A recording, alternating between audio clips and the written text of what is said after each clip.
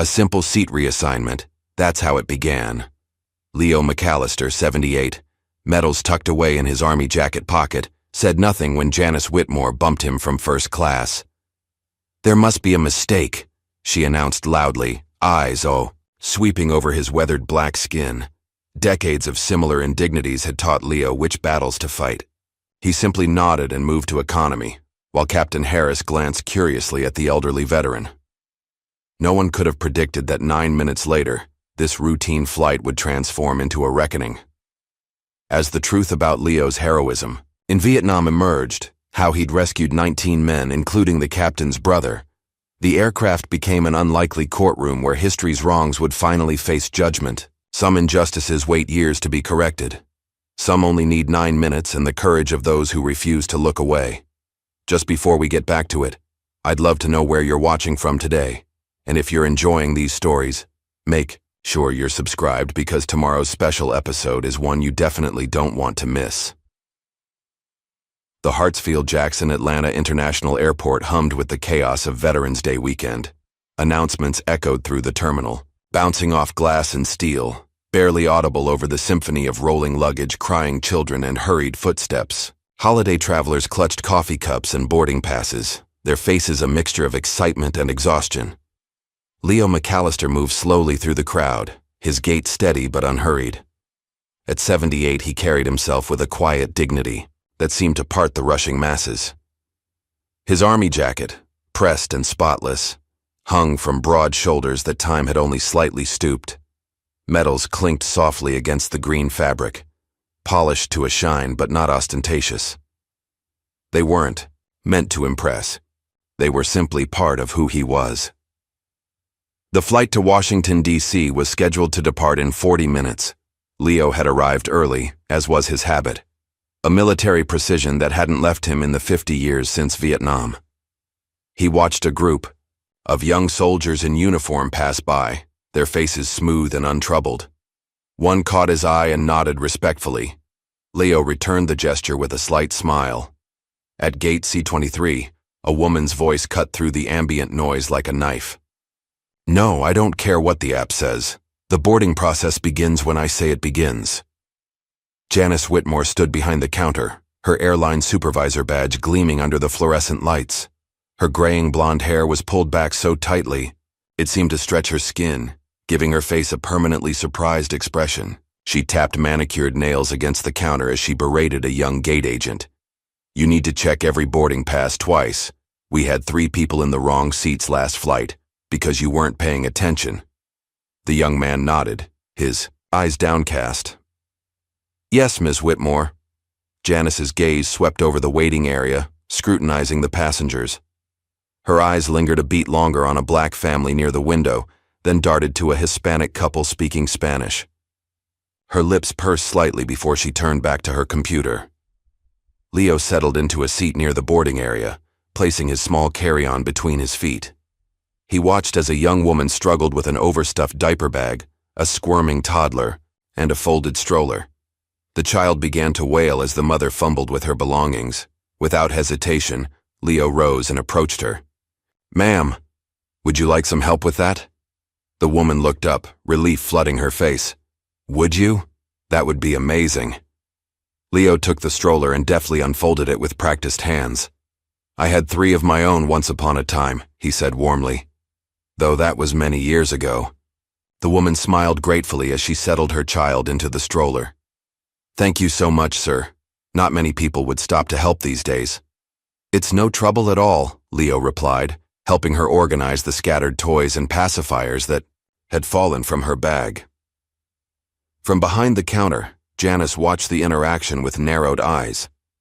Her mouth tightened into a thin line as she observed Leo helping the young mother.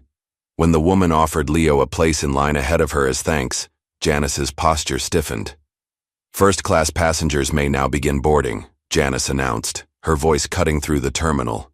Her eyes swept over the waiting area, cataloging faces with clinical efficiency. Leo reached into his jacket pocket and withdrew his boarding pass. He'd splurged on this trip, a first-class ticket, something he rarely did. But today was special. His old friend Marcus was being honored at Arlington, and Leo wanted to arrive without the usual aches and pains that economy seating inflicted on his aging body. He approached the gate, boarding pass in hand. Janice's eyes flicked from the pass to his face, then back again. A frown creased her forehead. "Sir, I think there's been a mistake," she said, her voice loud enough for nearby passengers to hear. "This can't be right." Leo looked confused. "Is something wrong with my boarding pass?" Janice took the pass from his hand, examining it with exaggerated scrutiny. "This seat is reserved.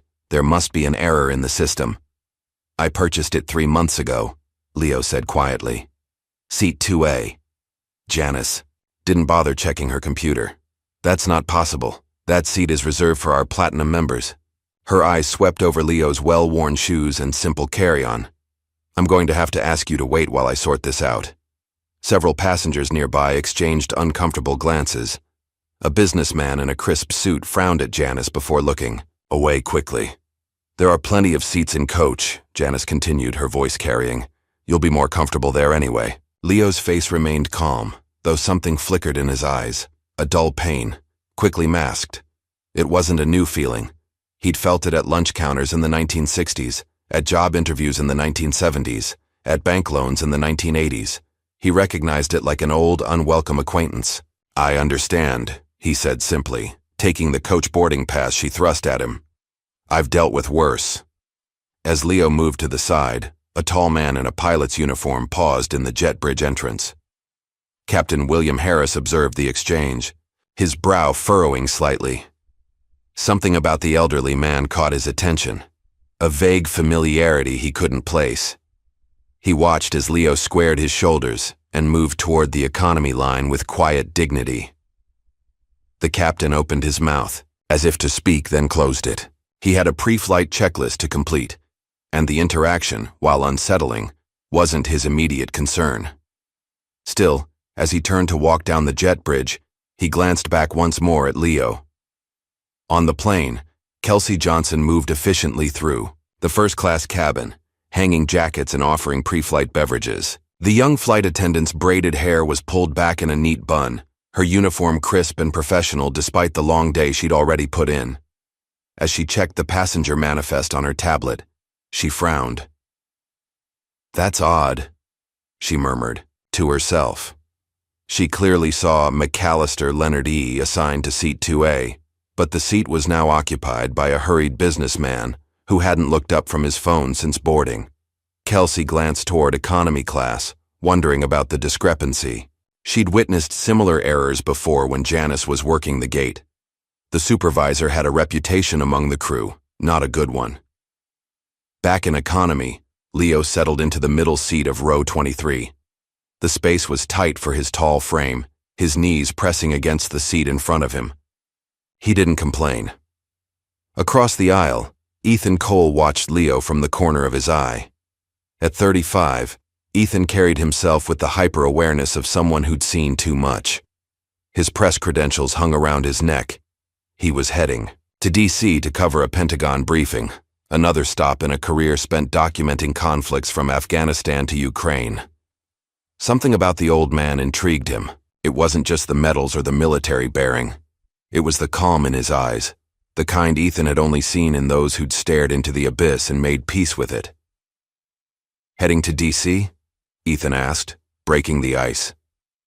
Leo nodded. "Paying respects. To an old friend. Army." Ethan gestured to Leo's jacket. "Yes, sir. 173rd Airborne Brigade. Long time ago now." Ethan was about to reply when a woman in her 70s settled into the window seat beside Leo. She smiled warmly at him. "I'm Beatrice Ruiz," she said, extending a hand. "Looks like we'll be neighbors for the next couple of hours." "Leo McAllister," he replied with a gentle handshake. "Pleasure to meet you, ma'am." "Are you visiting family in Washington?" she asked. Leo's eyes softened. "No, ma'am. My Martha passed 5 years ago. Our children are scattered now. California, Texas, Georgia. I'm visiting Arlington. An old friend is being honored tomorrow." Mrs. Ruiz nodded sympathetically. "My Alberto has been gone 3 years now. It gets easier, but never easy." As they continued talking, Other passengers in nearby seats found themselves drawn into the conversation. Leo spoke of Atlanta in the 1960s, of raising children during the civil rights movement, of watching the city transform over decades. He told stories about his late wife's garden, how she could make roses bloom in the poorest soil.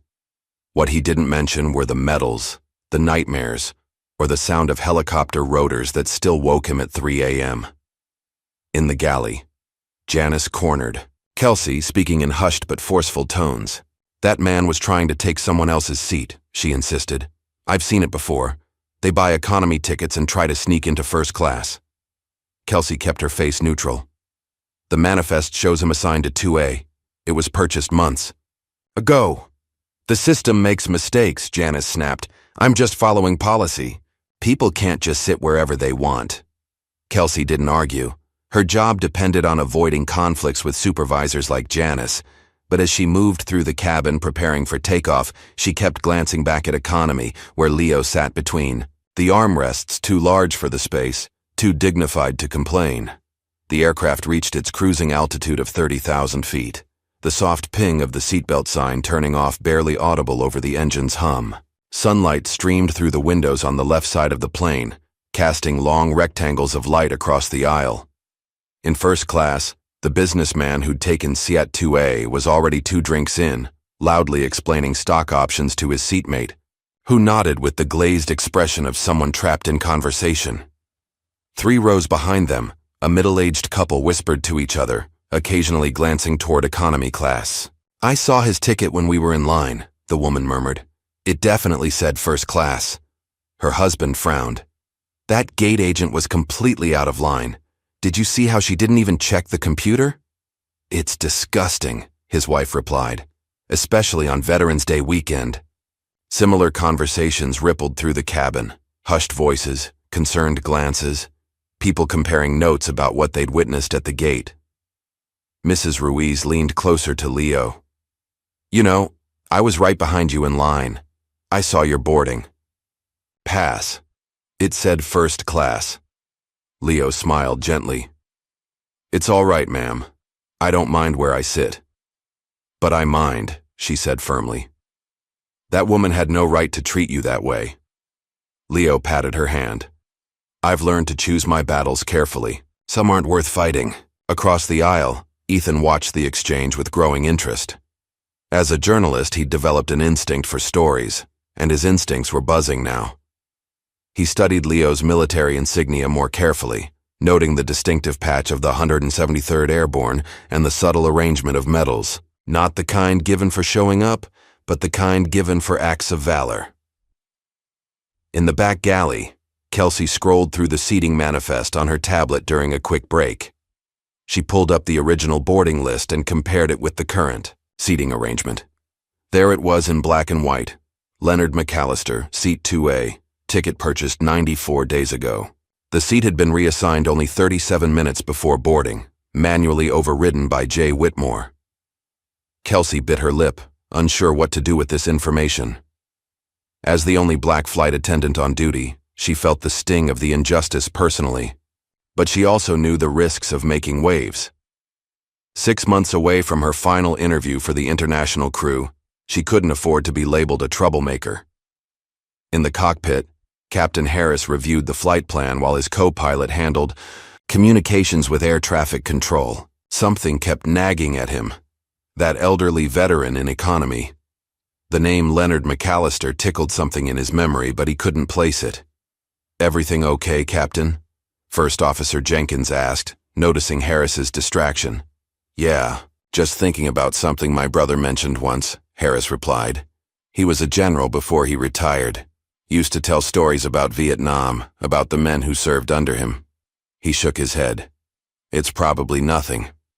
Back in the cabin, the atmosphere had changed subtly.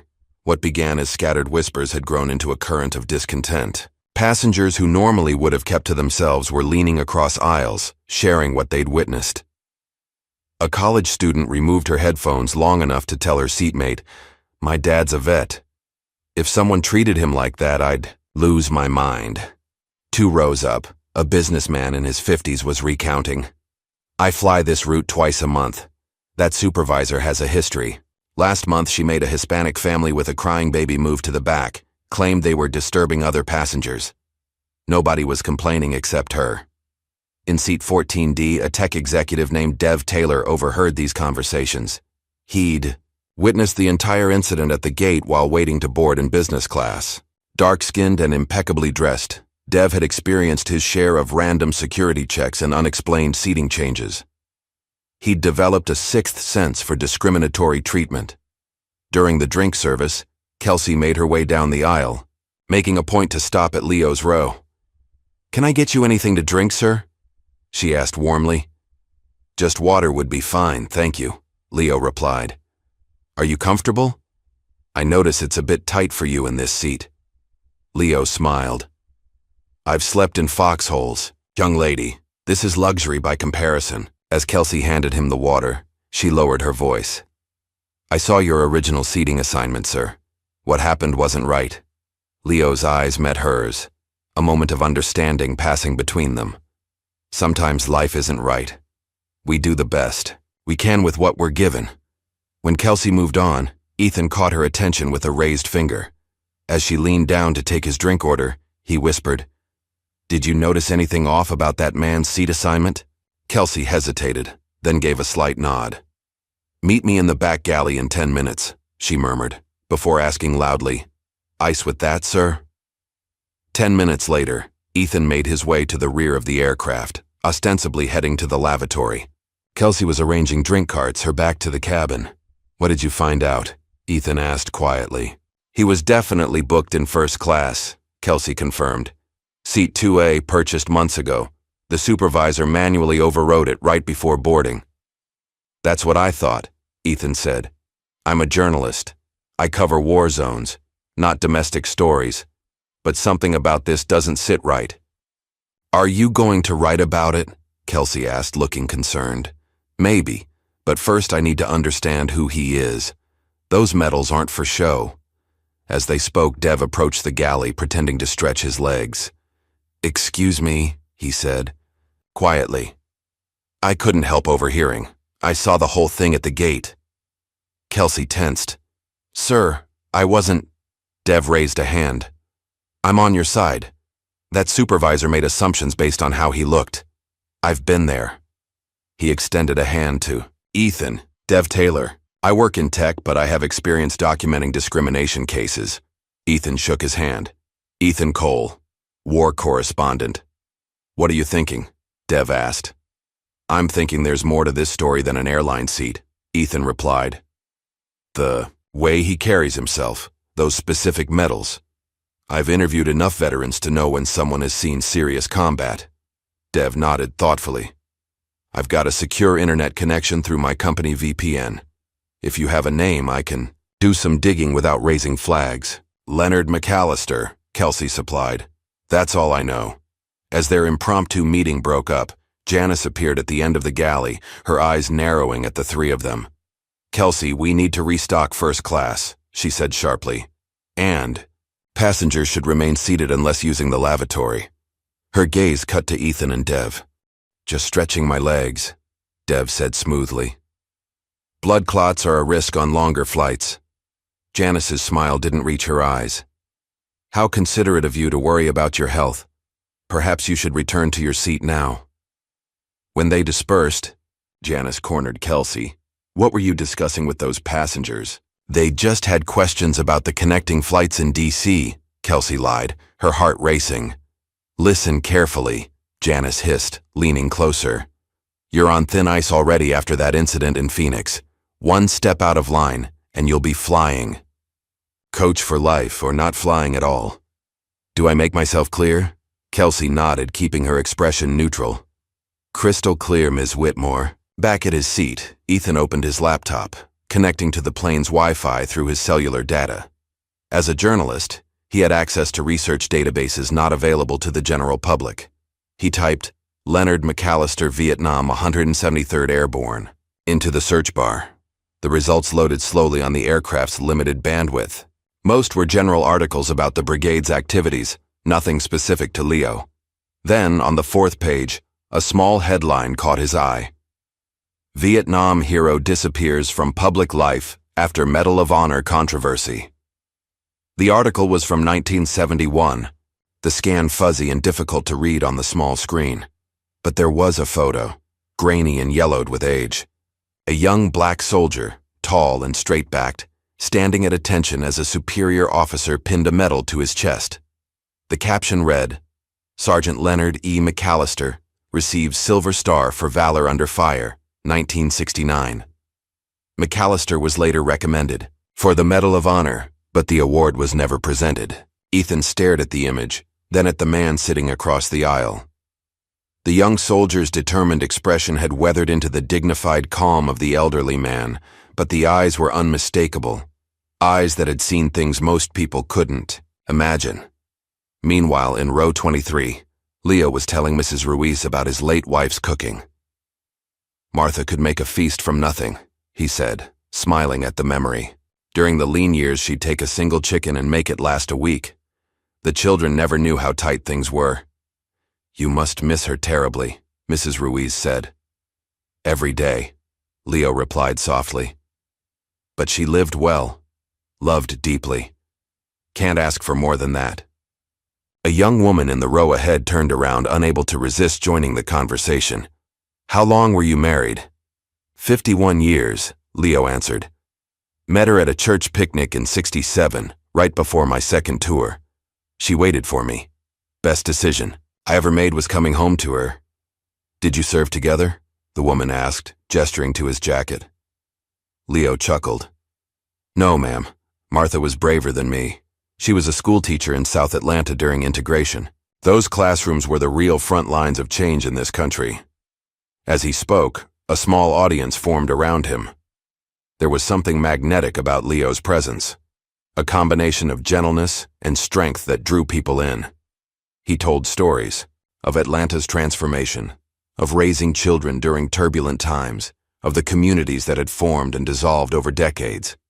What he didn't say, what remained carefully tucked away, were the stories of firefights in dense jungle, of carrying wounded men through mortar fire, of the friend he was traveling to honor who died holding Leo's hand, whispering his children's names with his final breaths. In first class, the passenger in seat 2A was becoming increasingly intoxicated, demanding attention from the flight attendants and loudly complaining about the Wi-Fi speed. Several passengers exchanged glances, the contrast between his behavior and Leo's dignity and economy not lost on them. Near the front of the plane, Janice patrolled the aisles with clipboard in hand, her movement stiff and her smile forced. She avoided looking toward row 23, as if Leo's mere presence was an affront to her authority. In the cockpit, Captain Harris pulled out his personal tablet during a quiet moment. He opened his digital logbook, scrolling through old entries until he found his brother's name. General Thomas Harris had commanded a division in Vietnam before moving up to the Pentagon. During their last fishing trip, he'd mentioned a name, a soldier who'd saved his life during an ambush outside Saigon. Harris found the entry. Tom mentioned Leonard E. McAllister again, said the man should have received the Medal of Honor. Politics got in the way.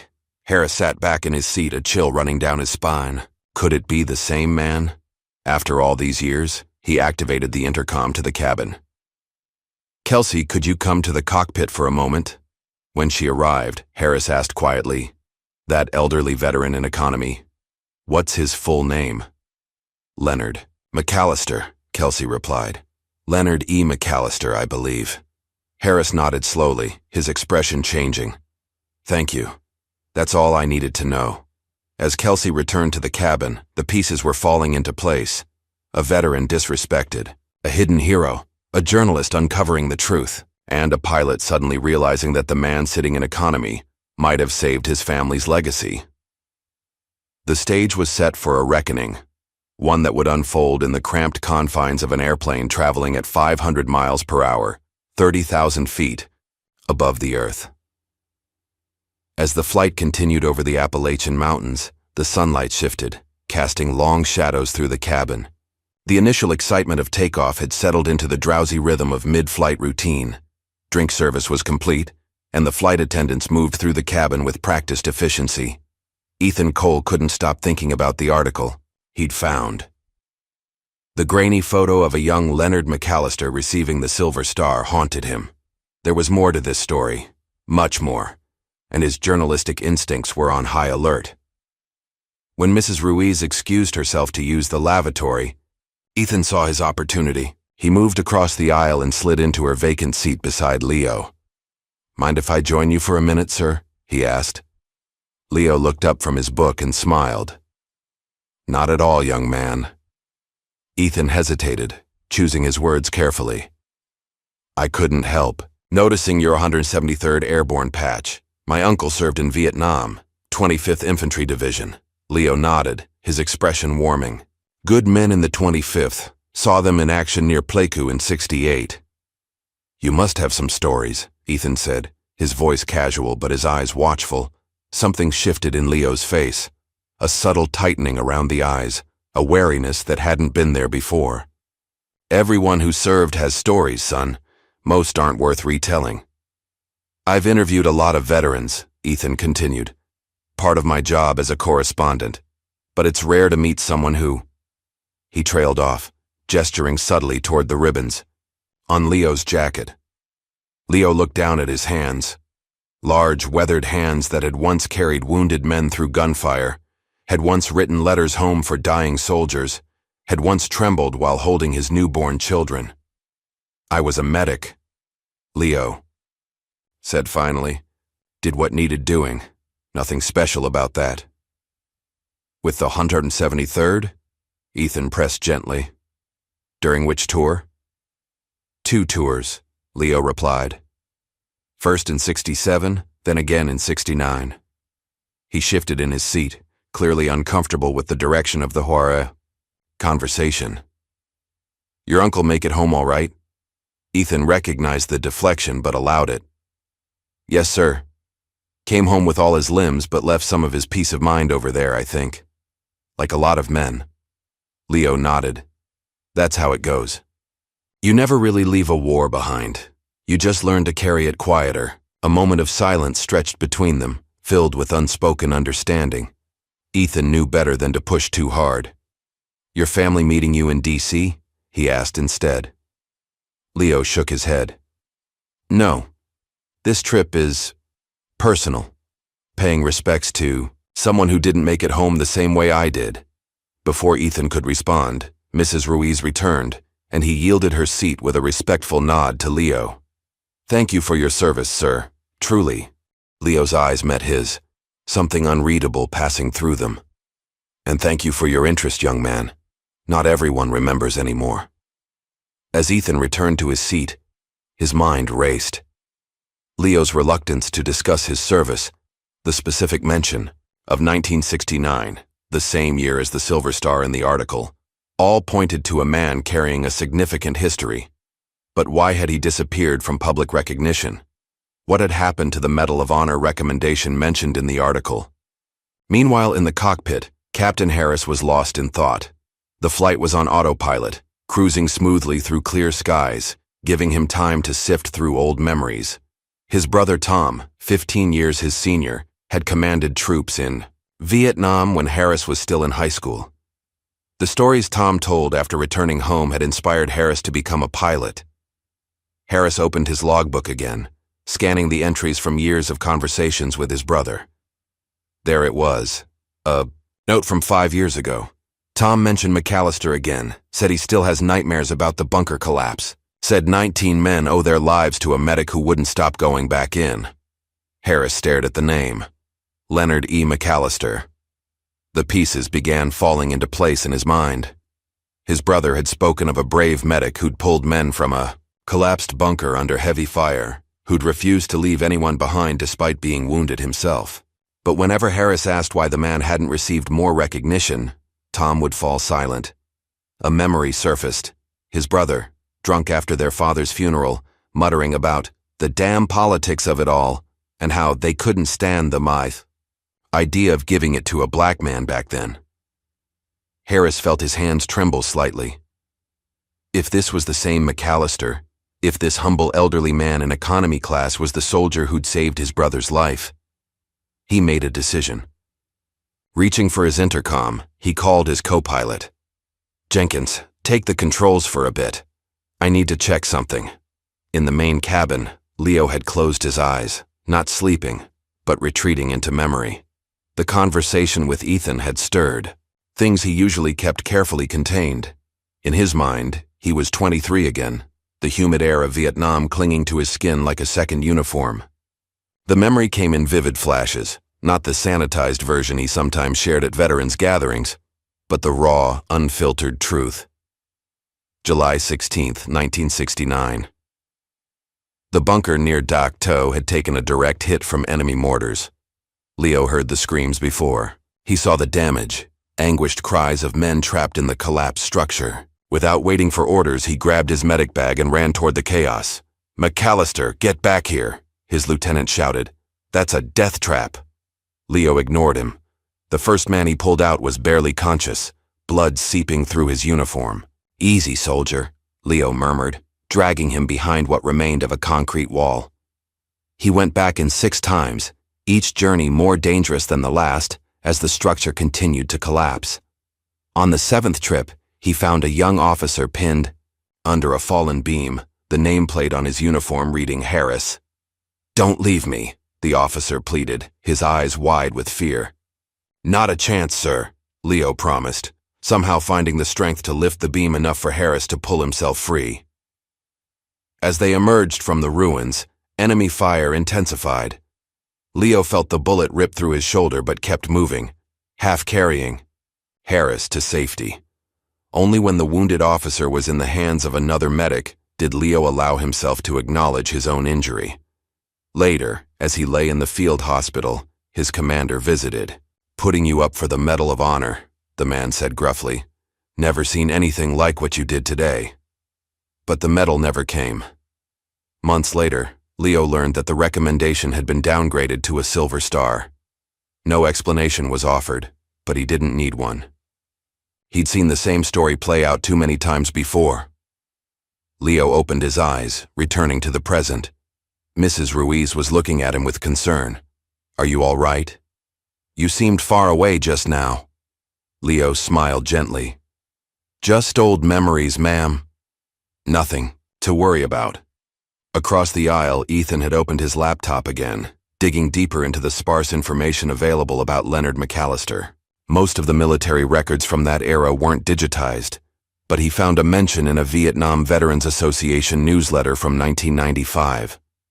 "Whatever happened to Leonard McAllister? Contact the editor if you have information." It seemed Leo had deliberately faded from public view, avoiding reunions and recognition events. But why?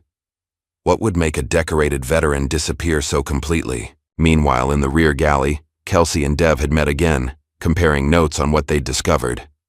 "I checked the seating logs more carefully," Kelsey whispered. "Janice didn't just reassign him, she specifically flagged his reservation for security verification before manually moving him to economy." Dev's expression hardened. "That's a serious violation of airline policy. Those flags are only supposed to be used for actual security concerns, not personal prejudice." "I've seen her do similar things before," Kelsey admitted. "But never this. Blatant. Usually she's more careful about covering her tracks." "We need to document everything," Dev said. "Screenshots, timestamps, the original manifest. I'll help you file the report properly so it can't be brushed aside." As they spoke, they didn't notice Janice approaching from behind until her shadow fell across them.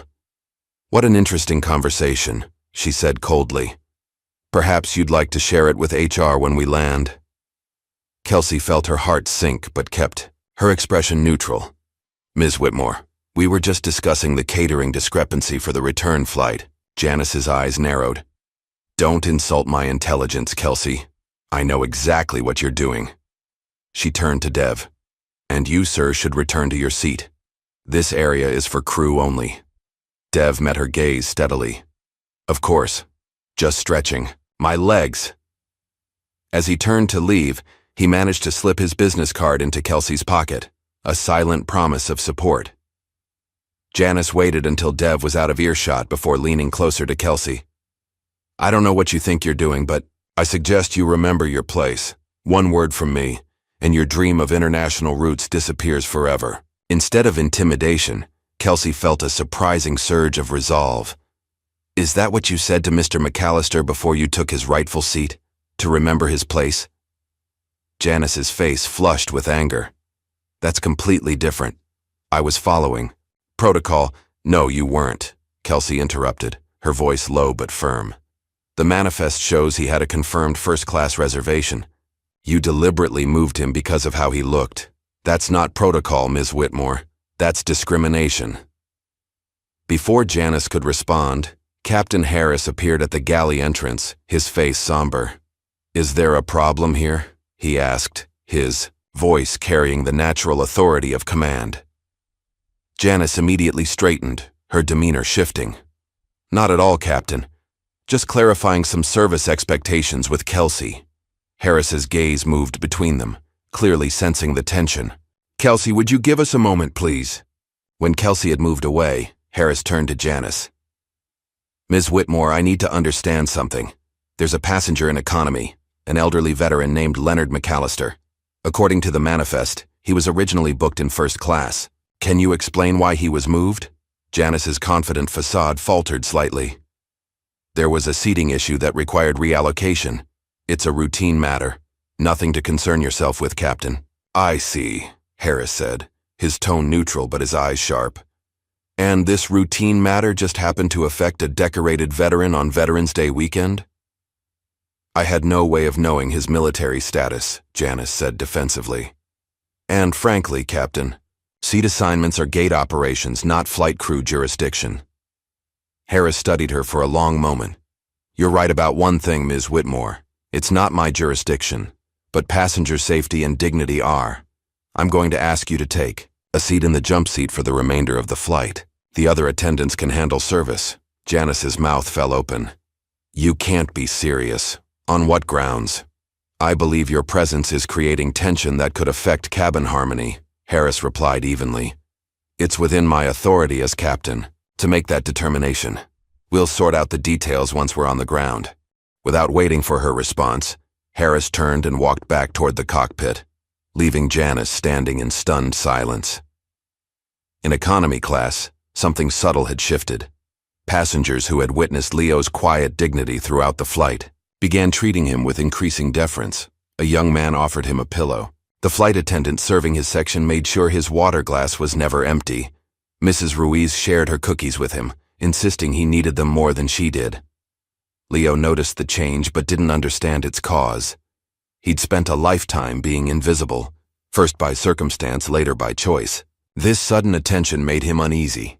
Ethan, watching this transformation, realized that word was spreading throughout the cabin. Someone must have recognized Leo's name or his medals. The hidden hero was being unveiled, one whispered conversation at a time. Taking advantage of the in-flight Wi-Fi, Ethan composed an email to his editor friend at the Washington Post, Marcus, working on what might be a significant story. Leonard E. McAllister, Vietnam vet, 173rd Airborne, Silver Star recipient, possibly denied Medal of Honor due to racial politics. Currently on a flight where he was bumped from first class under suspicious circumstances. More details when we land, but you might want to have someone at Reagan National around 5 p.m. Ethan. He attached the grainy photo he'd found and hit send, watching the progress bar slowly advance on the limited airplane connection. Meanwhile, Mrs. Ruiz had become Leo's unofficial advocate. She'd moved through several rows, quietly telling other passengers about the injustice she'd witnessed. That poor man had a first-class ticket, she told a group of attentive listeners. I saw it with my own eyes.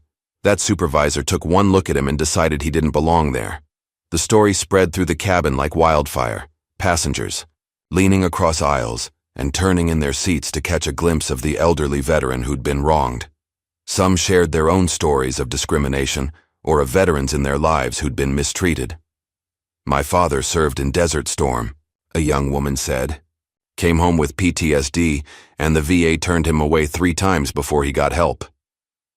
My uncle was in Vietnam, another passenger added. Black man like Mr. McAllister. Came home to a country that didn't want to acknowledge his service. A collective indignation built, bridging differences of age and background. The shared sense of injustice created an unusual solidarity among strangers who, under normal circumstances, would have remained absorbed in their own private journeys. In the cockpit, Captain Harris stood in the doorway, staring down the aisle toward economy class. From this angle, he could just make out Leo's profile, the strong jawline, the dignified posture. The resemblance to the young soldier in his memory was unmistakable. "That's him," Harris whispered to himself. "That's the man who saved my brother." The flight from Atlanta to Washington, D.C. was beginning its initial descent. The cabin lights brightened slightly as flight attendants moved through the aisles, collecting trash and preparing for landing. Outside the windows, the late afternoon sun bathed the landscape in golden light, the Potomac River visible in the distance. In the cockpit, Captain William Harris made a decision that would change everything. He'd spent the last 30 minutes in quiet contemplation, weighing professional protocol against a deeper sense of justice. In the end, there was no real choice to make. "Jenkins," he said to his co-pilot, "take over. I need to do something." First Officer Jenkins looked surprised, but nodded. "You got it, Captain. Everything okay?" Harris removed his captain's hat and set it on his seat. "Something I should have done a long time ago." With purpose in his stride, Harris made his way through first class. Passengers looked up in surprise. It was unusual to see the captain moving through the cabin during descent. He paused briefly at the front galley, where Kelsey was securing the beverage cart. "I'm going to need the intercom," he said quietly. Kelsey handed him the phone, curiosity evident in her expression. Harris took a deep breath, pressed the button, and addressed the entire aircraft. "Ladies and gentlemen, this is Captain Harris speaking. We've begun our descent into Reagan National Airport and will be on the ground in approximately 20 minutes. But before we land, there's something important I need to share with all of you." Throughout the cabin, passengers looked up from books and screens, tuning into the unusual mid-descent announcement. "There is a man on this flight who deserves more than our thanks," Harris continued, his voice steady and clear over the intercom. "He deserves our nation's honor. 56 years ago, during one of the darkest days of the Vietnam War, this man risked his life repeatedly to save 19 soldiers trapped in a collapsed bunker under enemy fire. One of those soldiers was my brother." A hush fell over the cabin as passengers began looking around, wondering who the captain was talking about. Harris continued, "For reasons that had nothing to do with his courage and everything to do with the color of his skin, this man never received the full recognition he deserved. Today, he was denied his rightful seat on this aircraft. I believe it's time we all stood up and corrected at least one of these injustices." With the intercom still in hand, Harris began walking deliberately through the cabin toward economy class. Passengers watched in stunned silence as he moved down the aisle, his gaze fixed ahead. In row 23, Leo McAllister sat perfectly still, his eyes wide with disbelief as he realized the captain was talking about him. Mrs. Ruiz reached over and squeezed his hand. When Harris reached Leo's row, he stopped and faced the elderly veteran. For 9 heartbeats, the two men simply looked at each other, the airline captain in his crisp uniform and the aging soldier in his well-worn army jacket. Then, with deliberate ceremony, Harris handed the intercom to Kelsey, who had followed behind him, and executed a perfect military salute. "Sergeant Leonard McAllister," Harris said, his voice clear enough for nearby passengers to hear. "On behalf of my brother, General Thomas Harris, and the other 18 men you saved that day, thank you, sir." Leo sat frozen, overwhelmed by the sudden recognition. Slowly, almost as if in a dream, he rose to his feet, his tall frame straightening despite the years of wear. With dignity that transcended his surroundings, he returned the salute. "I'm just a soldier who did his duty, Captain," Leo said, his voice thick with emotion. "Nothing more." "You're much more than that, sir," Harris replied. "You're the reason I have a family. My brother came home, had children, grandchildren, all because of your courage." Throughout the cabin, passengers began to understand what was happening. One by one, they stood, first the veterans among them, then others who recognized the significance of the moment. A spontaneous wave of applause began, rippling through the aircraft. Leo's eyes glistened with unshed tears. "I never served to be thanked," he said quietly. "I know," Harris replied. "That's why it matters so much that you are." For a moment, the two men stood in silence, the weight of history and sacrifice hanging in the air between them. Then Harris gestured toward the front of the plane. "Your seat in first class is waiting, Sergeant McAllister. Where you belonged, all along." Leo shook his head, a gentle smile crossing his face. "I appreciate the gesture, Captain, but we're landing soon. No need to cause a commotion now." Harris was about to insist when Janice pushed her way through the standing passengers, her face flushed with anger and embarrassment. "This is completely unprofessional," she hissed at Harris. "You're disrupting the entire flight for a seating issue that was resolved at the gate." Her words fell into a sudden silence as passengers turned to stare at her. The contrast between the captain's reverence and her dismissive attitude was stark and jarring. Before Harris could respond, Ethan stepped into the aisle, holding up his phone. "Actually, it wasn't resolved. It was manipulated, and I have proof."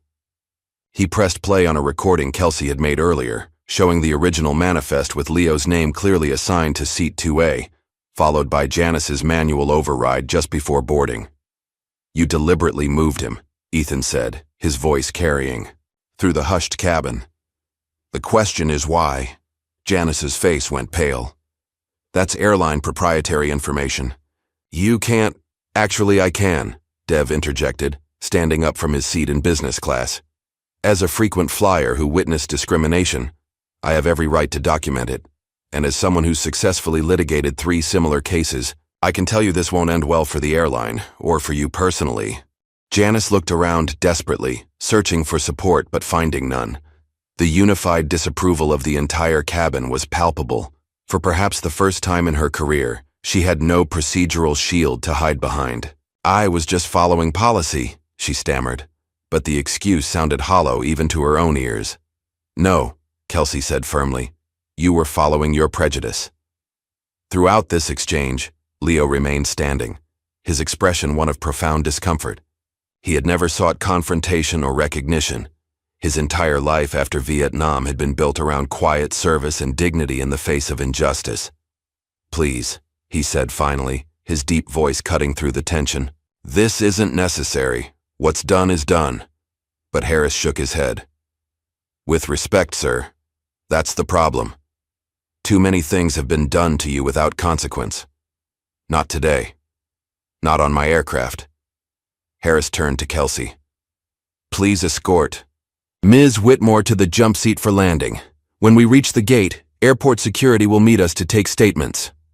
As Kelsey led a shell-shocked Janice away, passengers began recording the scene on their phones. Within minutes, social media would be flooded with images of the airline captain saluting the elderly veteran, the beginning of a story that would soon spread far beyond the confines of the aircraft. Harris turned back to Leo. "Sir, I insist, for the remaining minutes of this flight, please take your rightful seat." Leo looked around at the expectant faces surrounding him, Mrs. Ruiz nodding encouragement, Ethan watching with respectful interest, dozens of strangers whose expressions ranged from curiosity to admiration. After a lifetime of stepping aside, of choosing battles carefully, of accepting less than he deserved, something shifted inside him. "All right, Captain," he said quietly. "Lead the way." As Leo moved through the cabin toward first class, passengers reached out to touch his sleeve, to shake his hand, to whisper quick thanks. A young soldier in uniform stood at attention as Leo passed. A woman pressed a small American flag pin into his palm with tears in her eyes. In first class, the businessman who had been enjoying Leo's seat looked up in confusion as Harris approached with Leo. "Sir," Harris said firmly, "I need you to take another seat for landing." The man opened his mouth to protest, then saw the expressions on the faces around him and thought better of it. "Of course," he muttered, gathering his belongings. Leo settled into seat 2A, the leather cool and soft beneath him. He ran his weathered hands over the armrests, a small smile playing at the corners of his mouth. "My Martha would have loved this," he said softly. "She always did appreciate the finer things." As the plane continued its descent, flight attendants, moved through the cabin, securing loose items and checking that seatbelts were fastened. But there was a different energy now, a sense of having witnessed something important, something true. In the cockpit, First Officer Jenkins raised an eyebrow as Harris returned to his seat. "Everything okay back there?" Sounded like quite the commotion. Harris put his captain's hat back on and took the controls. "Everything's exactly as it should be," he replied. "For once." The aircraft banked gently, lining up with the runway at Reagan National. Outside, the sun was setting over the Capitol, painting the monuments and memorials in shades of gold and amber. Somewhere in that city was Arlington National Cemetery, where Leo's friend Marcus would be honored tomorrow, a ceremony Leo had nearly missed due to one woman's prejudice. But fate, it seemed, had other plans. As the landing gear deployed with a reassuring thud, Leo looked out the window at the approaching city, unaware that his quiet life of anonymity was about to end. Unaware that Ethan's email had already triggered a flurry of activity in a newsroom across town. Unaware that Dev was already drafting a formal complaint that would reach the airline CEO's desk by morning. All Leo knew was that for the first time in decades, someone had seen him, truly seen him, not as an old black man to be dismissed, but as the hero he had never considered himself to be. As the wheels touched down on the runway, a spontaneous round of applause broke out. Not for the landing, but for the man in seat 2A and the captain who had stood up for him. In the terminal, alerted by passengers' social media posts and Ethan's email, a small group was already gathering at the gate: airport staff, military veterans, and a reporter with a photographer. Word had spread like wildfire. A Vietnam hero was arriving, a man whose story had been buried for too long. And Janice? As for, the aircraft taxied to the gate. She sat alone in the jump seat, her career effectively over. The airline's zero-tolerance policy for discrimination would see to that. But more devastating was the knowledge that would haunt her in the quiet hours to come, that she had tried to diminish a man whose shoes she wasn't worthy to shine. The fastened seatbelt sign dinged off. As passengers prepared to deplane, Leo remained, seated, momentarily overwhelmed by all that had transpired in the last 9 minutes. Harris stood in the cockpit doorway, watching as first-class passengers moved respectfully past Leo, many stopping to offer a word of thanks or a handshake. "Ready, sir?" Harris asked, approaching Leo's seat. Leo took a deep breath and nodded. "As ready as I'll ever be, Captain."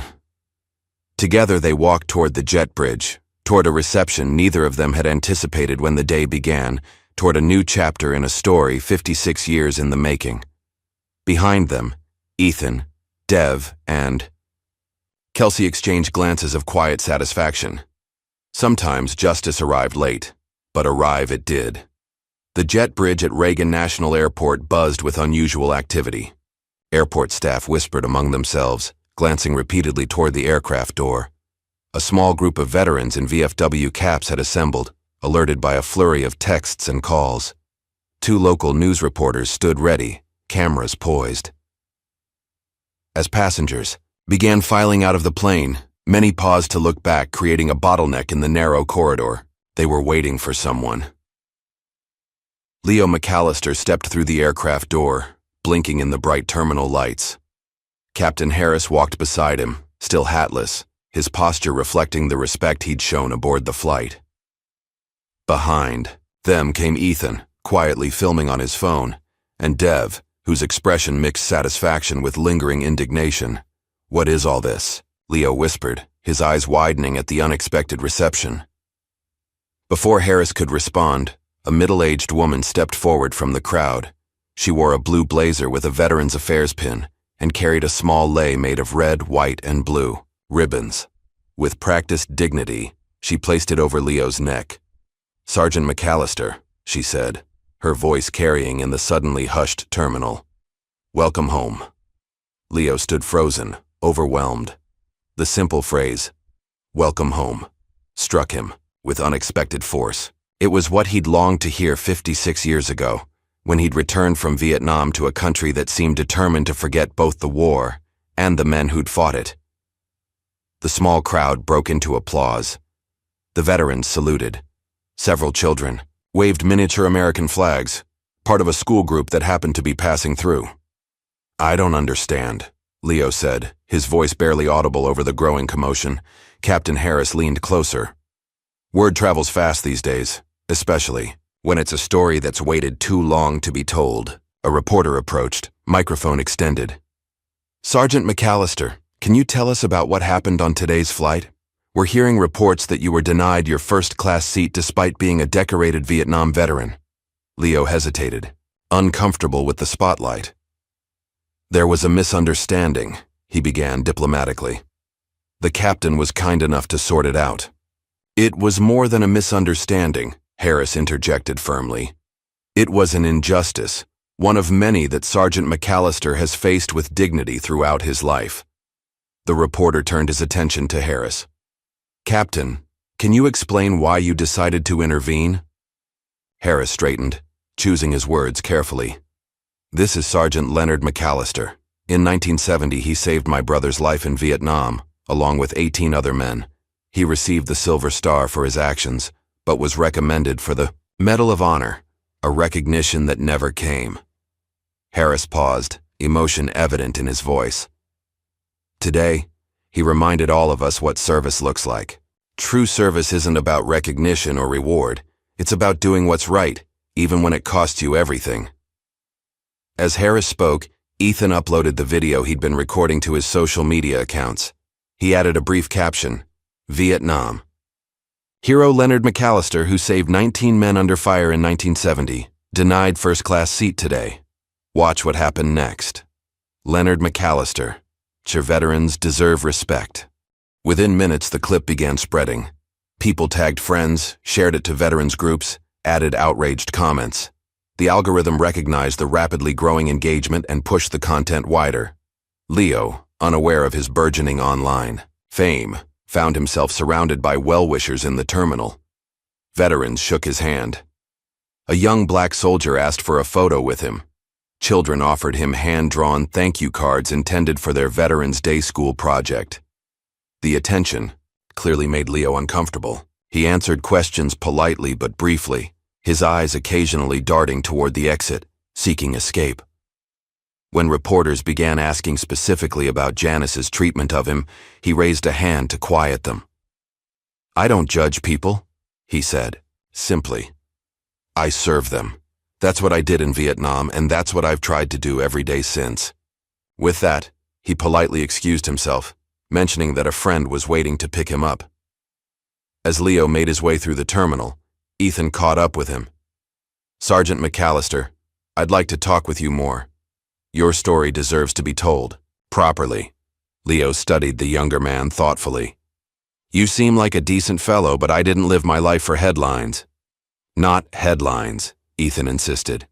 Truth.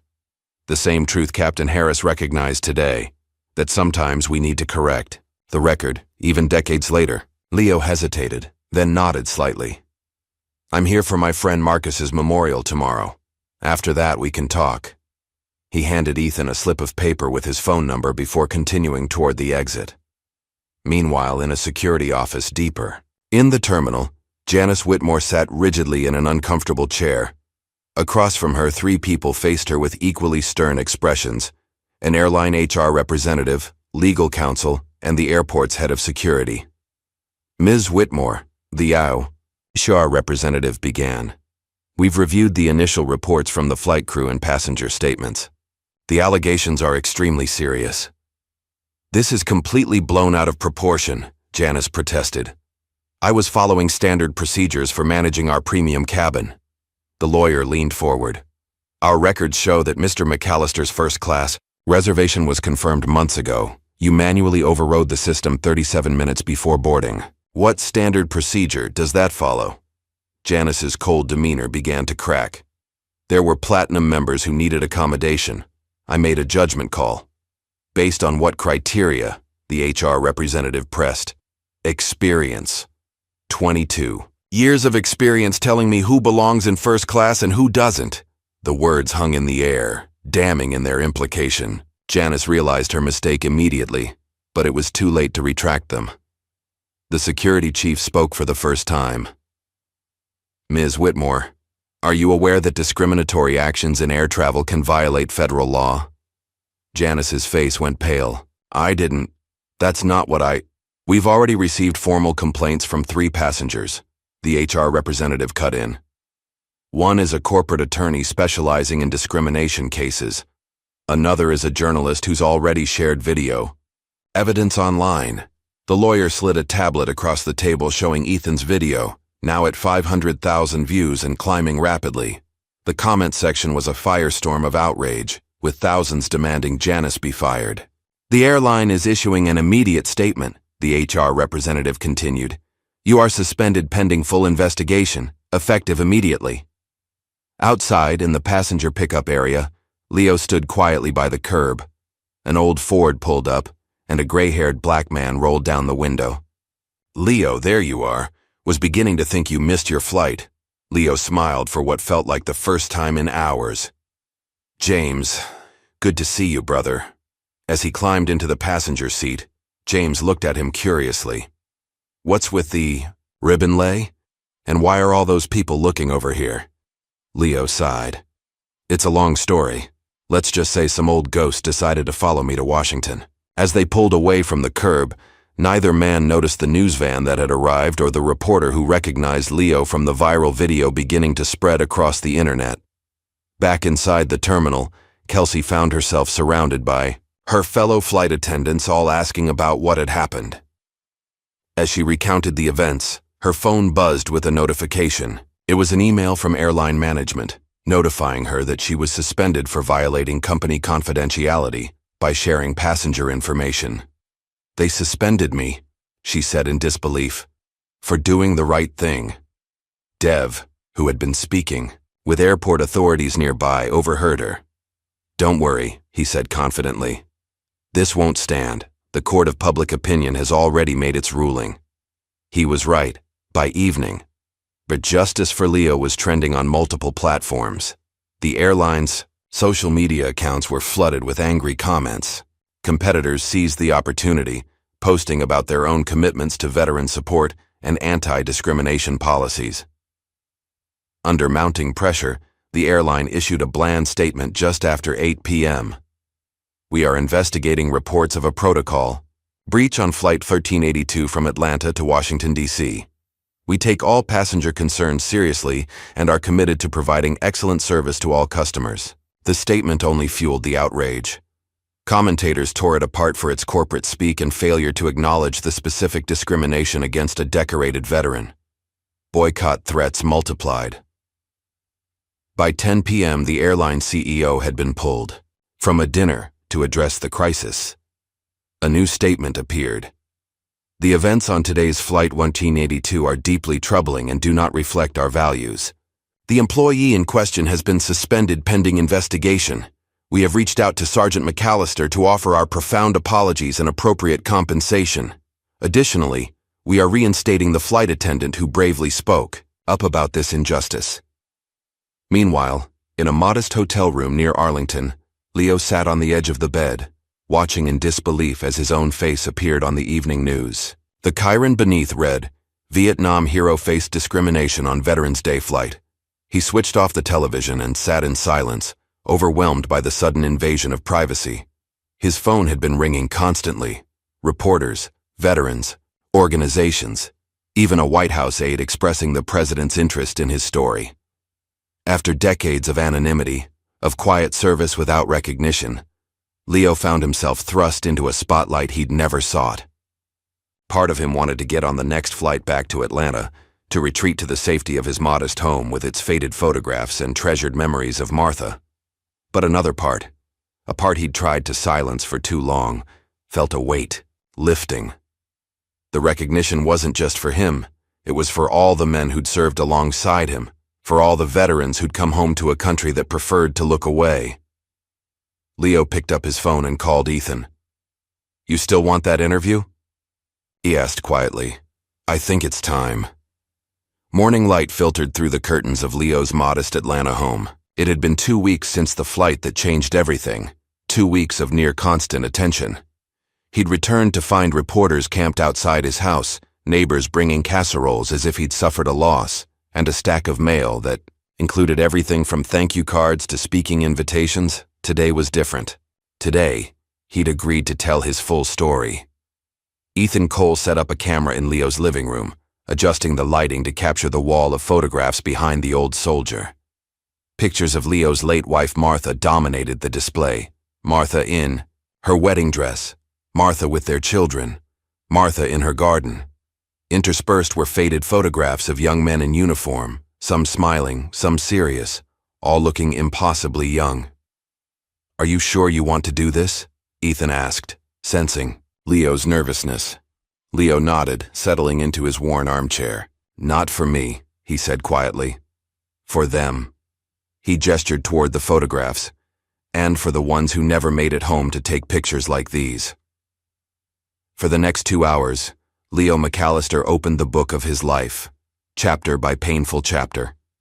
The camera captured every word, every expression, every long pause when emotion overcame his usual composure. "I was drafted in 1967, he began. 21 years old, engaged to the prettiest girl in Atlanta. Martha told me to go serve with honor and come back to her. So that's what I did." His voice strengthened as he spoke of his training as a medic. His first tour in Vietnam, the friends he'd made and lost. He described the chaos of combat with the clarity of someone who'd never truly left it behind. The sticky heat, the constant fear, the weight of responsibility for other men's lives. "July 16, 1969, Leo said, his eyes focused on something distant. "That's the day everything changed."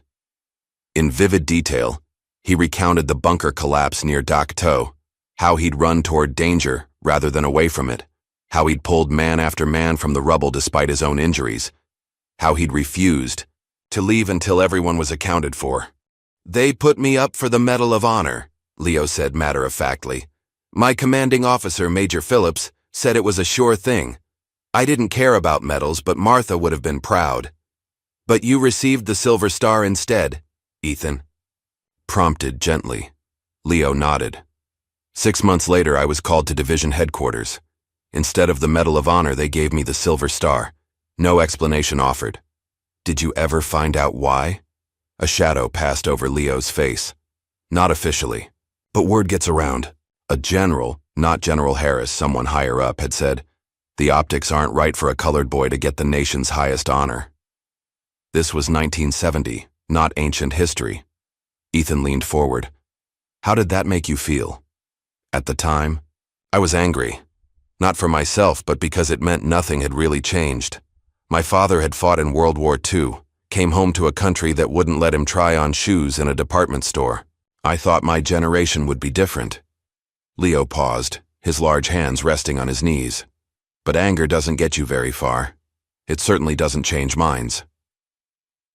The interview delved deeper into Leo's life after Vietnam, his return to an America still deeply divided by race, his struggle to find employment despite his military service, the small indignities that accumulated like pebbles in a rucksack, weighing him down. "The breaking point came in 1972, Leo said, his voice dropping to nearly a whisper. "Martha was pregnant with our second child. She developed complications, nothing life-threatening if treated promptly. We drove to the nearest hospital. They told us to go to the colored facility across town." His eyes filled with tears that he didn't try to hide. "She miscarried in the parking lot. Our son never drew a breath." Ethan sat in stunned silence, the weight of Leo's words filling the room. "After that, something in me changed," Leo continued. "I didn't want recognition. I didn't want to be anybody's hero or symbol. I just wanted to live quietly, raise our daughter, and honor Martha's memory." He described his deliberate withdrawal from public life, turning down invitations to military reunions, declining to participate in veterans events, avoiding anything that might bring attention to his service. It wasn't shame that drove him. It was a bone-deep weariness with fighting battles that never seemed to end.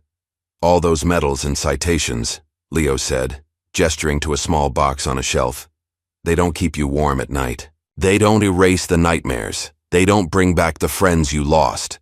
So I focused on what does matter: family, community, quiet service." As the interview continued, Leo revealed a life of profound impact, lived almost entirely below the radar. He'd worked as a hospital orderly, a school custodian, and finally a groundskeeper at a local park, jobs that kept him connected to his community without drawing attention. On weekends, he volunteered at homeless shelters and veteran support groups, offering a listening ear to men whose stories echoed his own. "I never stopped serving," Leo said simply. "I just stopped expecting applause for it." When Ethan asked about the flight to Washington and Janice's treatment of him, Leo's response was characteristically gracious. "That woman carries her own burdens. I don't know what they are, but I recognize the weight of them. Hatred is heavy. I've watched it break stronger people than her." As the afternoon light began to fade, casting long shadows across the living room, Ethan asked his final question. "After everything you've experienced, the war, the discrimination, the personal losses, do you have any regrets?" Leo was quiet for a long moment, his gaze drifting to Martha's photograph. "Just one," he said finally.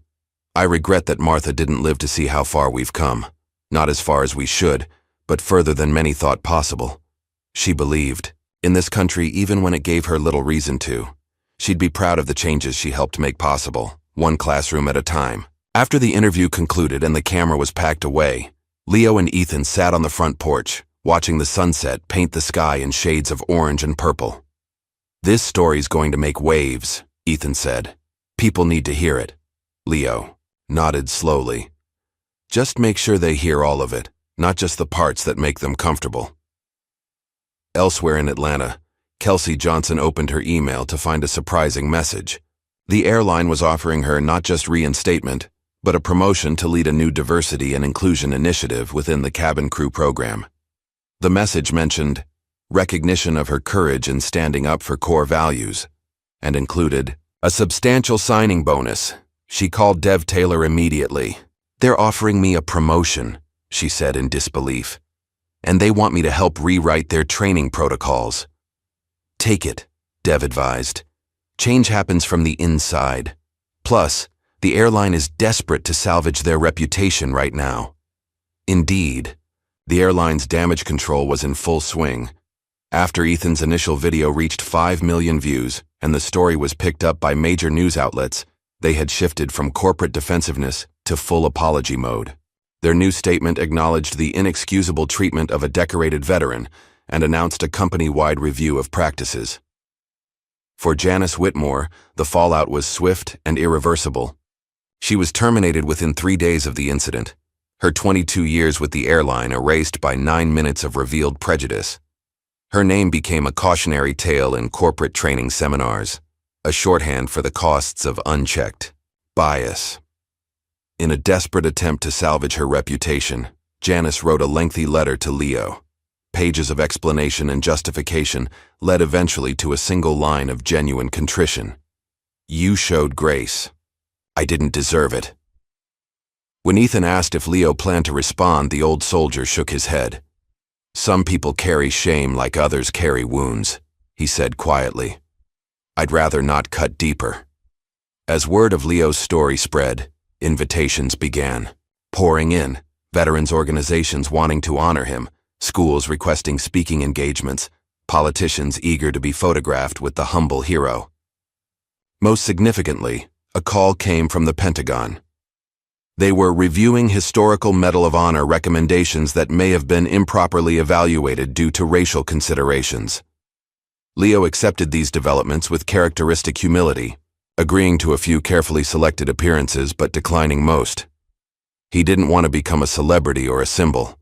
He simply wanted his story, and the stories of those who served alongside him, to be remembered truthfully.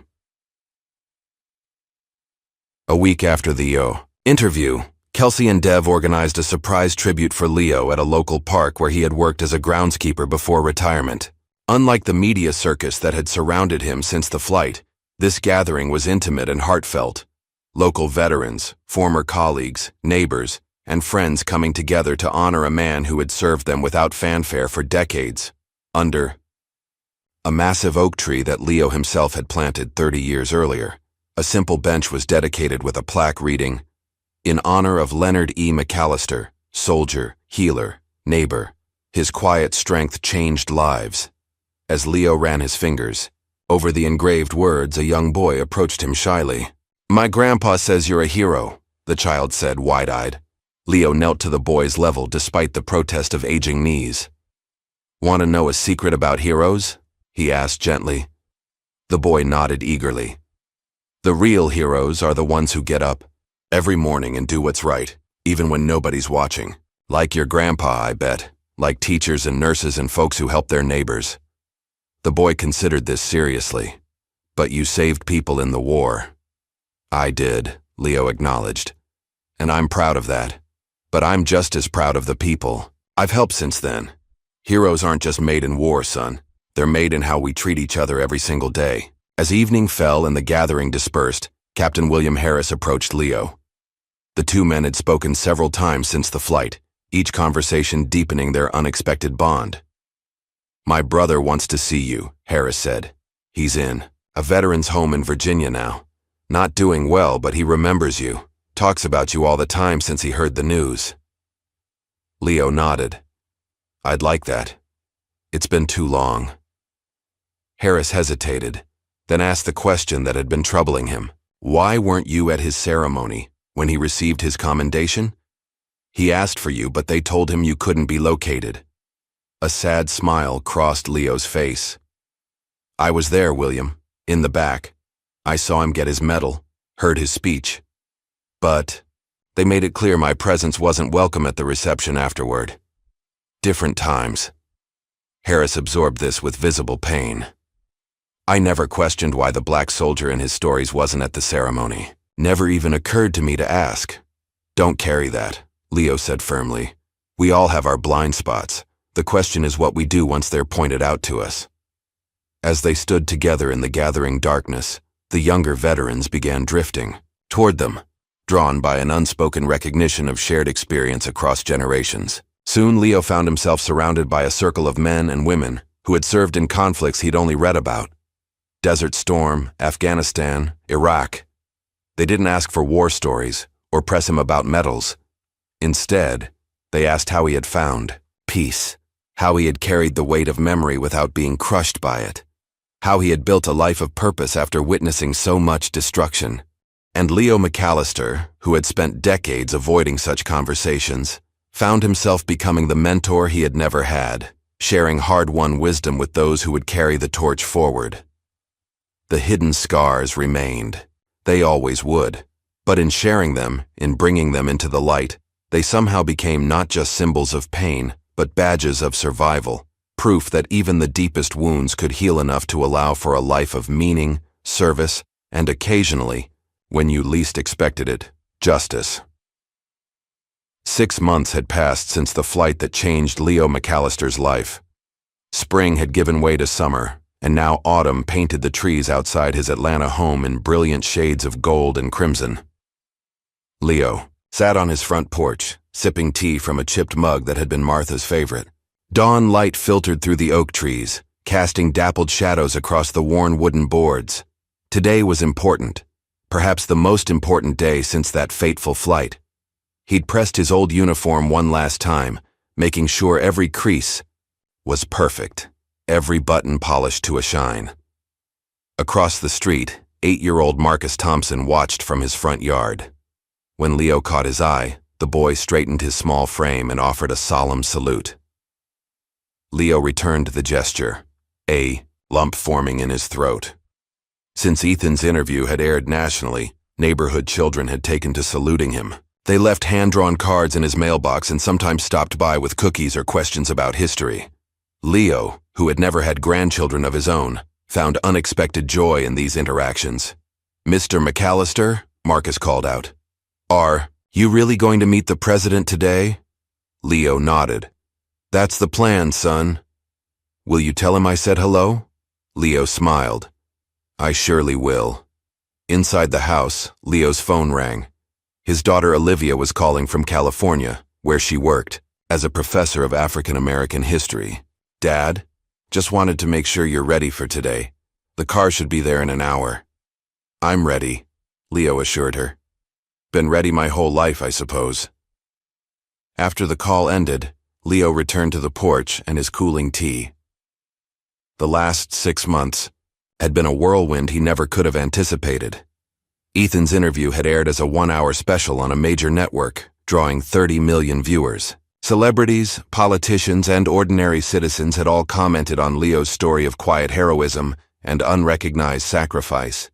The Pentagon had indeed reviewed Leo's case, along with those of other minority servicemen whose achievements might have been diminished by prejudice. After a thorough investigation, they'd confirmed what Leo had known for 56 years. His actions in Vietnam had met every criterion for the Medal of Honor. Now, the President of the United States was prepared to correct a historical wrong in a ceremony at the White House. A black SUV pulled up to the curb precisely on schedule.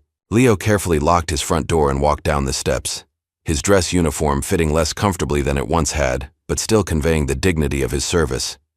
The driver, a young black woman in an Air Force uniform, opened the rear, toed her with a respectful nod. "Sergeant McAllister, it's an honor to drive you today, sir." Inside the vehicle, Leo found Captain William Harris waiting. "Couldn't let you make this journey alone," Harris said with a smile. "Hope you don't mind." "The company," Leo clasped the younger man's hand.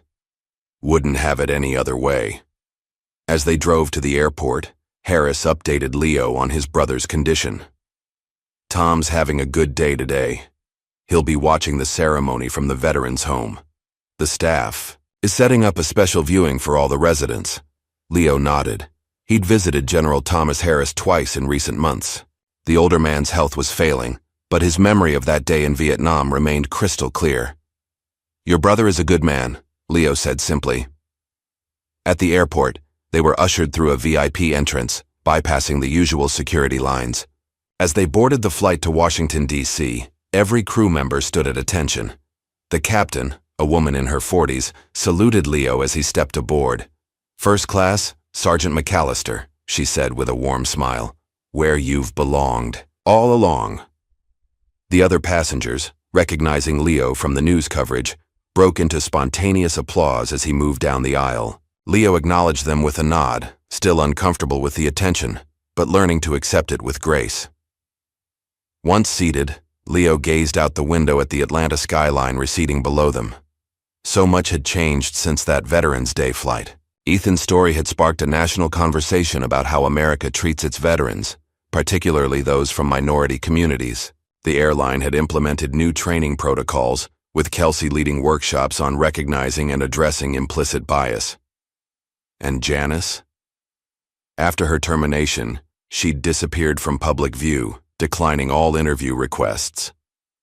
Then, 3 months later, she'd resurfaced in an unexpected place, volunteering at a homeless shelter that served primarily black veterans. No cameras, no social media posts, just quiet service. When a reporter finally tracked her down, she'd said only, "I'm learning. That's all I want to say." In Washington, a small motorcade awaited them at Reagan National. The autumn day was perfect, crisp and clear, with a brilliant blue sky. As they drove past the monuments and memorials, Leo thought of the friends whose names were etched in black granite on the Vietnam Veterans Memorial, men who would never grow old, never know that their sacrifice had meant something. At the White House, they were escorted through security and into a reception area where other guests had gathered. Olivia rushed forward to embrace her father, tears shining in her eyes. "Dad, I'm so proud of you," she whispered. Ethan was there too, along with Dev and Kelsey. They had formed an unlikely friendship in the months since the flight, united by their shared experience and determination to create meaningful change. They waited for the ceremony to begin. An elegant black woman in her 70s approached Leo.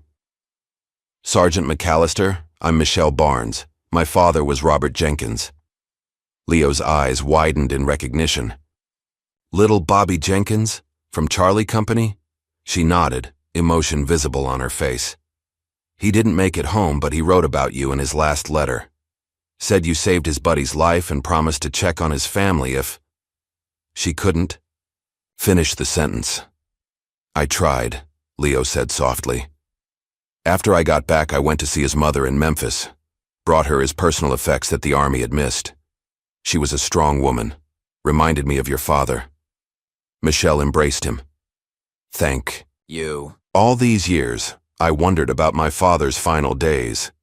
Knowing he had someone like you watching over him brings me peace. Similar encounters followed. Family members of men Leo had served with, veterans who recognized his story as parallel to their own young soldiers who saw in him a standard to aspire to. Each conversation affirmed that Leo's life of quiet service had rippled outward in ways he'd never fully understood. Finally, they were ushered into the East Room, where chairs had been arranged for the ceremony. The president entered to "Hail to the Chief," and the formal proceedings began. Distinguished guests were acknowledged, the history of the Medal of Honor was recounted, and then Leo's citation was read aloud, a detailed account of his actions. On that July day in 1969, Leo stood at attention, his back straight despite his years, as the president draped the medal around his neck. The weight of it felt strange after so many decades of waiting. "Sergeant McAllister," the president said, his voice carrying throughout the room and to the millions watching on television, "on behalf of a grateful nation, I present you with the Medal of Honor for actions above and beyond the call of duty. Your courage under fire and unwavering commitment to your fellow soldiers represent the highest ideals of our nation." After the applause subsided, Leo was invited to speak. He hadn't prepared formal remarks, trusting instead the wisdom that had guided him through a lifetime of challenges. "I never served to be thanked," he began, his deep voice steady and clear. "I served so others could come home. Some wounds never heal, but they remind us we survived." He paused, gathering his thoughts. "This medal isn't just for me. It's for the men who didn't come home.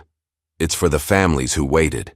It's for all those who served honorably, but were denied full recognition because of prejudice." Leo looked out at the assembled guests, his gaze finding Olivia, then Harris, then Ethan. "America is at its best when it acknowledges its mistakes and tries to correct them. It's taken 56 years for this particular correction, but I'm grateful to witness it. My wife Martha always believed this day would come. She never lost faith in America's capacity to grow, to learn, to become more just. Neither have I."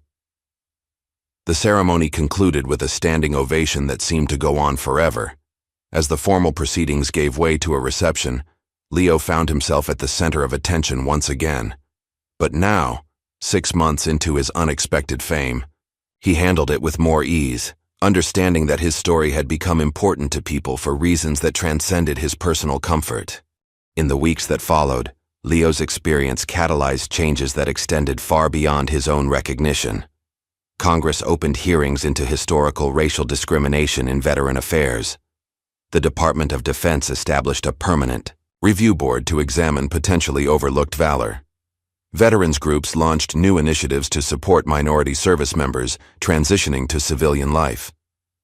Kelsey's work with the airline expanded into an industry-wide movement to address implicit bias in customer service. She appeared on talk shows and at corporate events, always crediting Leo's dignity as the inspiration for her advocacy. "He taught me that speaking up isn't just about pointing out what's wrong," she told a conference of airline executives. "It's about standing firm in what's right, even when your job is at risk." Dev Taylor channeled his tech industry success into creating the Leo McAllister Fund, a scholarship program for young Black veterans pursuing education after military service. The first recipient was Marcus Thompson's older brother, who dreamed of becoming a doctor, and Ethan. His reporting on Leo's story earned him a Pulitzer nomination, but more significantly, it shifted his career focus from documenting distant conflicts to examining the battles still being fought at home, for recognition, for equality, for the simple dignity of being seen. 1 year after the White House ceremony, Ethan published a memoir titled Seat 14C, What I Saw When the World Looked Away. The dedication read, "For Leo McAllister, and for all the silent heroes sitting in the wrong seat." 5 years passed. The seasons turned, governments changed, new headlines pushed old ones aside. But in a high school classroom in South Atlanta, Leo McAllister's story lived on. For this year's Black History Month project, Ms. Wilson announced to her 11th grade history class, "We'll be focusing on unsung heroes from our own community." A hand shot up. "Ms. Wilson, can our group do Sergeant McAllister?" My grandmother, Has his book. Ms. Wilson smiled. That's a wonderful choice, Zoe. He's actually scheduled to speak to our school next week. The excitement this announcement generated reflected how deeply Leo's story had embedded itself in the community's consciousness. What had begun as a viral moment of injustice recognized had evolved into a lasting legacy of education and inspiration. At 78, Leo had found an unexpected third act in life. He'd published a memoir with Ethan's help, established a community center for veterans in South Atlanta, and become a sought-after speaker who connected historical struggles for civil rights with contemporary challenges. Most precious to Leo, however, were the quiet moments, like his weekly visits to Martha's grave in Oakland Cemetery. On this particular morning, the cemetery was peaceful, birds singing in the ancient oaks that stood sentinel over generations of Atlanta's departed souls. Leo knelt with difficulty beside the simple headstone and placed a single white rose against the marble. From his pocket he withdrew an envelope, a letter he'd written the night before. "Hello, my love," he said softly, running his weathered hand over Martha's name. "Thought I'd read this to you today." He opened the envelope and unfolded the pages. Within: "Dear Martha, another year has passed without you beside me, but I feel your presence every day. The children send their love. Olivia's book on Black women educators during integration has been nominated for a national award. She dedicated it to you, of course. You were right all along about speaking the truth, even when it seemed no one was listening. Your voice echoes in everything I do now. When those young people look at me like I have all the answers, I just share what you taught me. That love outlasts hatred, that quiet dignity speaks louder than anger, that serving others is the highest calling any of us can answer. I still miss your laugh. I miss your hands on mine. I miss the way you'd call me soldier boy even when we were both old and gray. But I'm keeping my promise to live well and fully until we meet again." Leo continued reading, his voice sometimes breaking but always regaining its strength. When he finished, he carefully refolded the letter and placed it beneath the rose. "Won't be too much longer, Martha," he whispered. "But there's still work to do here." Across town, in a small public park near Leo's home, workers were installing a new bench overlooking the pond where neighborhood children fed ducks, and elderly residents enjoyed the peaceful surroundings. A brass plaque gleamed in the sunlight. "To Sergeant Leonard E. McAllister, may future travelers never sit in the wrong seat again." The bench had been Kelsey's idea. Now the head of the airline's equity division, she had implemented sweeping changes to company policy and culture. Every new employee heard Leo's story during orientation. Customer service training included specific modules on recognizing and countering bias. The company that had once suspended her for speaking up now celebrated her as a champion of its renewed values. At a homeless shelter across town, a woman worked silently in the kitchen, preparing meals for the day's guests. Janice Whitmore had found purpose in service, though she avoided recognition or praise. The lessons of that fateful flight had transformed her in ways even she couldn't fully articulate. The anger that had fueled her prejudice had been slowly replaced by a humble desire to make amends, not through grand gestures, but through daily acts of care for those she had once dismissed. When a new volunteer asked why she chose this particular shelter, Janice simply said, "I'm repaying a debt." Years passed. Leo continued his work, though his steps grew slower and his public appearances less frequent. He found joy in simple pleasures, teaching his great-grandchildren to fish, mentoring young veterans, tending the garden that Martha had once loved. A crisp autumn morning in his 91st year, Leo didn't come down for breakfast. His daughter Olivia, visiting for the weekend, found him peaceful in his bed, a photograph of Martha clutched in his hand. The old soldier had finally stood down from his long watch. News of Leo's passing spread quickly. Flags across the nation were lowered to half-staff. The president issued a statement honoring a man whose quiet courage transformed not only the lives he saved in combat, but the nation he continued to serve with unwavering dignity. Leo's funeral became a gathering of unlikely connections. Veterans from multiple generations, airline employees, politicians, journalists, and hundreds of ordinary citizens whose lives had been touched by his story. The small church couldn't contain the crowd, so speakers were set up outside for those who stood in respectful silence beneath the Georgia pines. Marcus Thompson, now a grown man and an Army officer himself, delivered the eulogy. "Sergeant McAllister once told me that heroes aren't just made in war," he said, his voice steady despite his emotion. "They're made in how we treat each other every single day." He lived that truth. He showed us what it means to carry wounds with grace, to face injustice with dignity, to serve without expectation of reward. Captain William Harris, now retired, placed his pilot's wings on Leo's casket. "You carried me longer than I ever carried you," he whispered. In the years that followed, Leo's legacy continued to grow. A scholarship in his name supported minority students pursuing careers in medicine. A documentary about his life won an Emmy. His memoir became required reading in military leadership courses, but perhaps the most fitting tribute came 5 years after his death, when Ethan Cole found himself on Flight 2187 from Atlanta to Washington, D.C., the same route Leo had traveled that fateful day. As Ethan settled into his seat, the captain's voice came over the intercom. "Ladies and gentlemen, welcome aboard the McAllister route. Today, as on every Veterans Day, we honor the legacy of Sergeant Leonard McAllister by reserving Seat 2A. Ethan looked toward the front of the plane. In the first row, a neatly folded American flag rested on Seat 2A, Leo's name embroidered in gold thread across its stripes. As the plane lifted into the clouds above Atlanta, Ethan thought about the unlikely chain of events that had brought them all together years ago: a prejudiced airline supervisor, a veteran with a story to tell, a captain who recognized an old debt, and ordinary people who chose to stand up rather than look away. Leo had never sought fame or recognition. He had simply lived by a code that put service above self, dignity above comfort, and grace above grievance. In doing so, he had left behind a legacy more powerful than any medal, a reminder that sometimes the most profound changes begin with a single act of courage, witnessed at 30,000 feet on an otherwise ordinary day. The plane banked gently to the north, carrying Leo's story forward into the endless sky. What would you have done if you witnessed Leo's story unfold? Would you have remained silent, or found the courage to speak up?